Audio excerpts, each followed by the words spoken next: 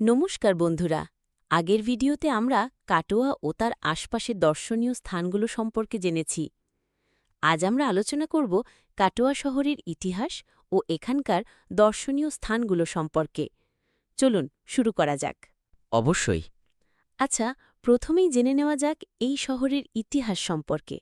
শুনেছি এই শহরের ইতিহাস খুব প্রাচীন। একদম ঠিক শুনেছ। আয়তনে ছোট হলেও এই শহরের ইতিহাস প্রায় ৫০০ বছরের পুরনো। ও, তাই নাকি?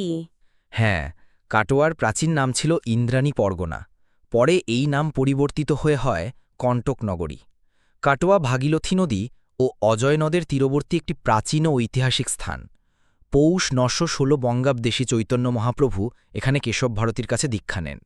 সে কারণে কাটোয়ার নাম হয় শ্রীকৃষ্ণ চৈতন্যগিরি। তাই কাটোয়ার মাহাত্ম্য বৈষ্ণব তীর্থ হিসাবেও তার সেই দীক্ষাস্থলের নাম এখন গৌরাঙ্গবাড়ি। তার মানে বৈষ্ণব তীর্থ হিসাবে কাটোয়ার গৌরাঙ্গবাড়ি একটি দর্শনীয় স্থান।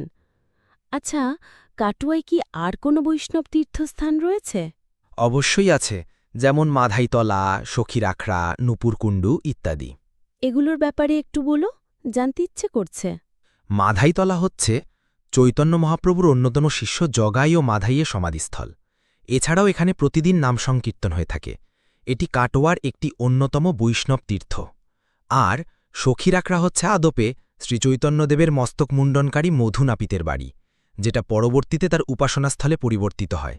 এখানে ভক্তরা সখী সেজে উপাসনা করতেন, তাই এর নাম সখীরাখড়া। ঐতিহাসিক দিক থেকেও তো কাটোয়ার বিশেষ গুরুত্ব রয়েছে, তাই না? অবশ্যই। জানো কি, কাটোয়ার গঙ্গা নদী ঘাটের কাছে রয়েছে কিছু ঐতিহাসিক মসজিদ, যা নবাবী আমলে তৈরি।